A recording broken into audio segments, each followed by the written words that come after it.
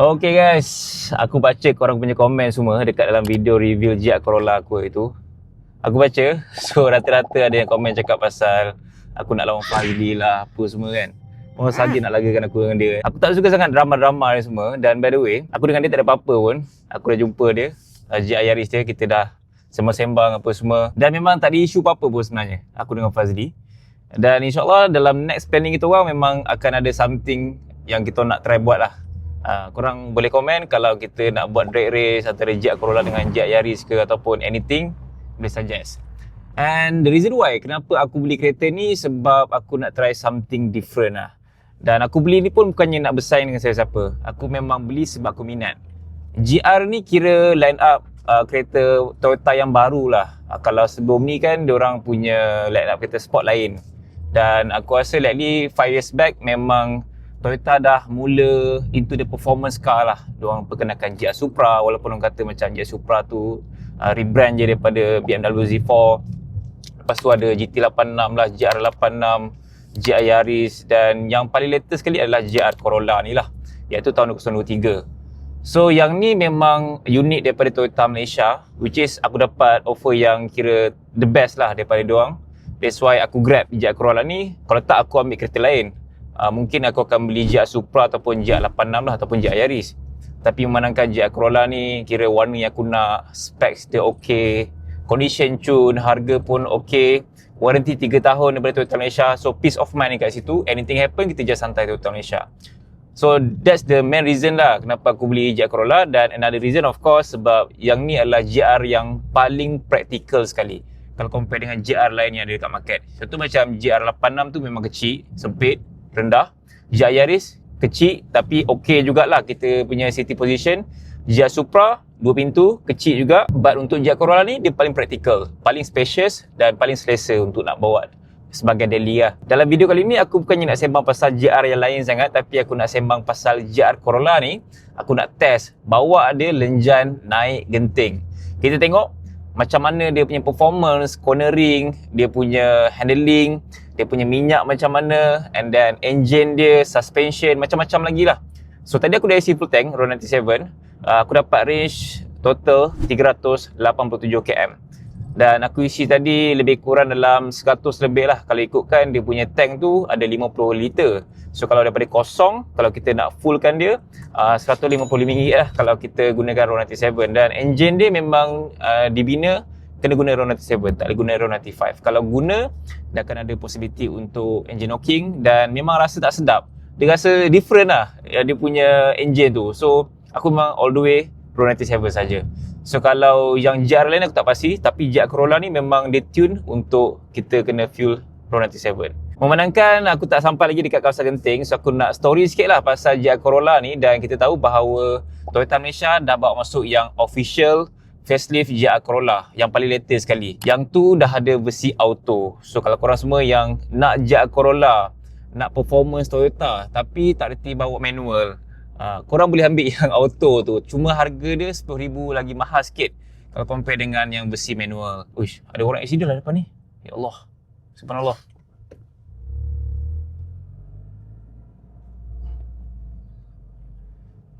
Innalillahi wa inna ilaihi raji'un.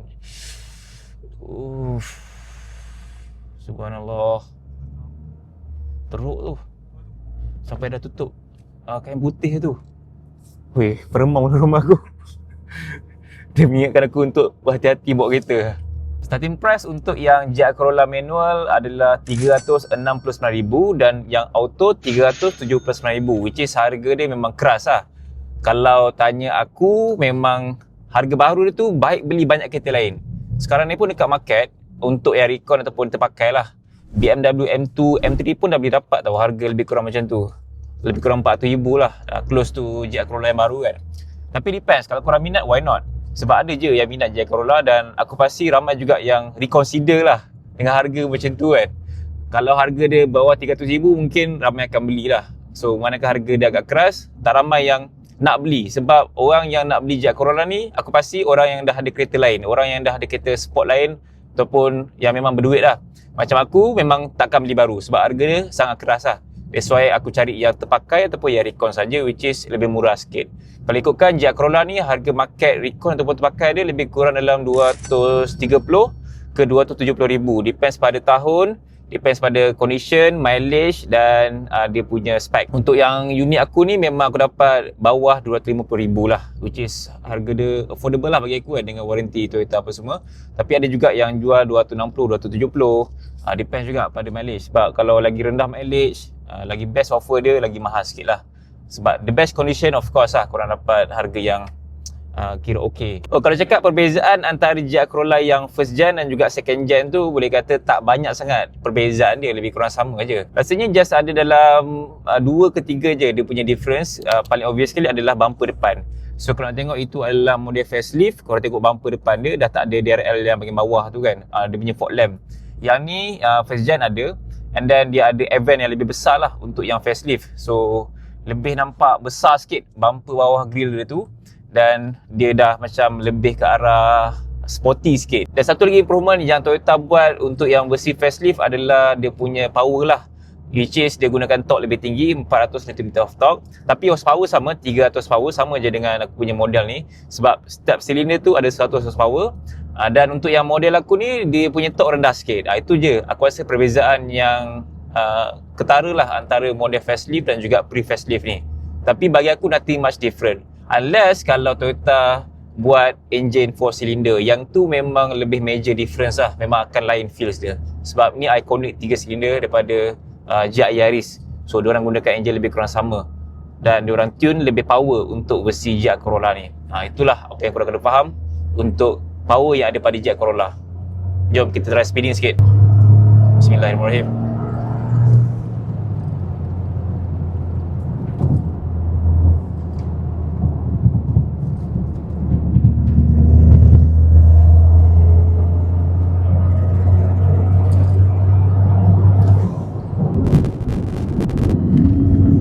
Kadang-kadang aku rasa macam bahaya sikit tau bawa Giant Corolla ni, lagi-lagi dekat highway.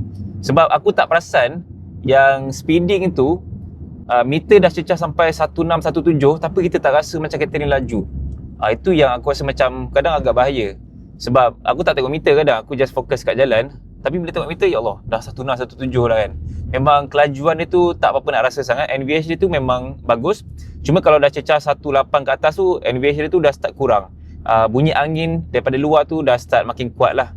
Dari segi kedapan untuk NVH dia boleh kira bagus lah untuk kereta Japan macam ni, dan performance. Dan bunyi exhaust aku pun tak ada bunyi droning yang kuat sangat. Sebab ada bunyi exhaust yang dia kuat tapi dia jadi pening tau, droning dia kat dalam driver ni kan. So that's why aku pilih Legamax Sport ni, HKS punya, untuk sound yang kira just nice lah. Dia tak kuat sangat pun, dia ada, tapi dalam masa yang sama dia handsome lah looks dia kan. So aku lebih kepada balancekan kosmetik dan juga sound. Dalam masa yang sama dapatlah feel daripada bunyi air intake dia yang bernafas-nafas kan. So itu yang membuatkan kita rasa lebih enjoy, lebih fun to drive lah untuk Giant Corolla ni.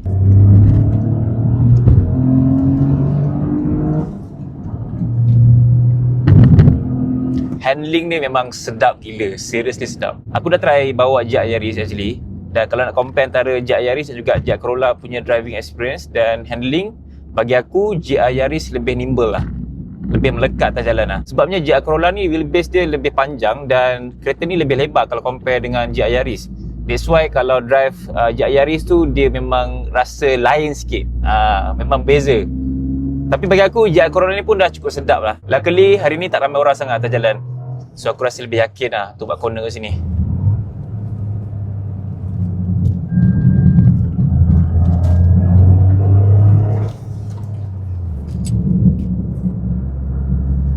Something special dengan kereta GR ni adalah diorang ada teknologi IMT, iaitu Intelligent Manual Transmission. Bermaksud kalau kita buat changing gear, so dia akan auto rev.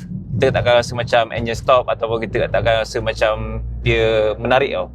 So itu yang aku rasa best lah pengalaman masa drive kereta ni. Every time changing gear, drop ke apa semua kan, rasa lebih smooth dia punya movement and changing gear dia tu. Kalau ikutkan Giant Corolla ni sebenarnya ada jugalah persamaan dengan Giant Yaris tau sebenarnya. Antaranya adalah dari segi engine. Engine memang sama dengan Giant Yaris, cuma untuk yang Corolla ni diorang tune lebih power.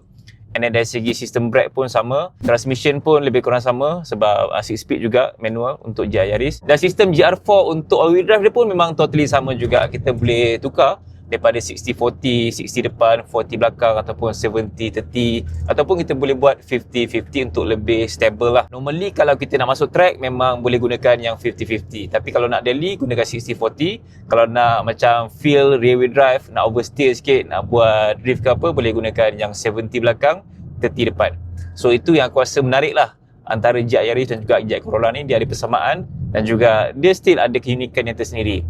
So kalau kau tanya aku, dulu aku minat GR Yaris, aku minat GR Corolla pun aku lagi minat. Setakat ni dah lebih 2 bulan aku dengan GR Corolla ni, boleh katakan yang dari segi comfort seat dia terbaik lah. Walaupun dia bukannya fully bucket, kira semi bucket yang sedap. And dari segi dia punya material yang digunakan pun dia mix antara leather dan juga satu lagi material yang berbeza sikit. Itu yang membuatkan pengalaman untuk kita nak bawa kereta ni rasa lebih selesa walaupun jarak dia jauh. Sebabnya kita tak rasa penat sangat. Dari segi body movement tu pun kurang. So seat dia ni memang grip lah aku punya badan. Tapi aku tak sure kalau badannya jenis lebar tu macam mana. Tapi untuk saiz badan aku dengan berat 80 kilo, kira just nice, ngam je. Aku tak rasa pergerakan badan ketara sangat. And dia kira dakap lah aku punya badan tu supaya less body movement kat situ. Setakat ni cornering boleh katakan grip lah. Cumanya aku rasa less confident sikit dengan tayar ni. Sebab ni tayar stock dia. Aku tak tukar lagi tayar baru. Maybe aku akan tukar once aku masuk rim baru nanti. So for time being memang tayar stock. Cuma tayar stock dia belakang je dia tukar baru. Depan diorang tak tukar lagi. So aku tak confident sangat untuk macam nak lenjan kau-kau kereta ni. So memang kena berhati-hati sikit lah. Sebab still ada risiko kan dengan tayar lama ni. Sebab usia dia dah 2 tahun dah. Dan tayar ni pun bukan jenis tayar untuk kita nak lenjan corner ataupun speeding macam ni lah. Dia jenis tayar untuk daily. So beza lah kalau kita nak guna untuk corner ni, kita kena guna tayar yang khas untuk itu. So soon maybe aku akan tukar tayar lebih proper dan lebih sesuai lah dengan kereta ni kan. And of course akan consider juga untuk tukar rim lain. Tapi setakat ni cornering still grip. Every corner tu aku rasa lebih yakin. Dan dia follow je every move yang aku nak pergi kiri ke kanan ke. And then dia tak rasa macam membuang, tak ada rasa oversteer, tak ada rasa understeer. Memang every cornering tu rasa very stable. Itu yang aku pasti lah dengan GR Corolla ni. Dan setakat ni gear changing dia rasa smooth je. Manakan manual, aku pun dah biasa bawa manual, so tak rasa kekok sangat bila bawa kereta ni. Corner tajam. Corner tajam pun sedap. Dan yang pasti lepas corner tu dia tak terus membuang tau. Dia akan follow je steering kita pergi mana. Dan steering dia pun kira tak ringan sangat, tak berat sangat tau. Just nice lah dia punya setting. Cuma steering ni aku rasa macam kecil sikit dia punya shape tu. So maybe aku consider untuk tukar steering lain yang lagi sedap daripada ni. Kereta ni memang cukup power lah. Dia naik bukit tu selamba je kan. Rasa macam tak ada apa-apa pun. And by the way, kereta ni sekarang ada 3 orang dewasa dan juga penuh barang dekat boot belakang tu. Tapi steady lah. Aku rasa ni kalau penuh pun still boleh steady lagi. Apa yang tu aku akan cuba lain kali. Tapi setakat ni memang power dia cukup untuk nak naik bukit yang tinggi pacak macam ni kat Genting. Memang sangat-sangat steady lah. Rasa pergi je, dia tak rasa macam flat tau dia punya performance tu. Dia rasa menarik, pergi je. Gear shifting setakat ni memang rasa sedap gila. Nak kata smooth sangat pun tidak. Adalah juga rasa keras sikit dia punya bahagian gear tu. But yang pasti clutch dia, every time kalau kita pijak, dia akan rasa agak menolak sikit lah. Supaya kita boleh changing gear dengan lebih laju. Instead of kita macam hold dekat dia punya bahagian clutch. Tapi menolak dia tu tak obvious sangat. Jadi bagi aku memang dia setup dah memang just nice kat situ. Dari segi suspension dia pula, memandangkan kereta ni memang setup untuk performance. Tapi suspension dia surprisingly not really stiff yang aku expected. Sebab at first aku ingat yang dia punya suspension tu keras gila tau. Tapi tidak tau. So diorang setting suspension dia macam balance kan antara comfort dan juga stiff. So as a daily performance car memang rasa lebih selesa lah kalau compare dengan kereta performance lain yang mungkin lebih stiff daripada ni. Dalam masa yang sama, walaupun dia punya suspension tu more tu macam stiff comfort and body roll tak obvious sangat. So kita rasa corner memang yakin dengan kereta ni. Dia tak ada membuang lah, itu yang pasti. Sebab kereta ni hot hatch, ringan, rendah, lebar. And dia punya berat tu pun bawah 1.5 ton. Tak silap aku 1480 kilo macam tu. Cuma kalau nak compare dengan GR Yaris, yang tu lagi ringan lah sebenarnya. Tapi yang ni consider ringan juga.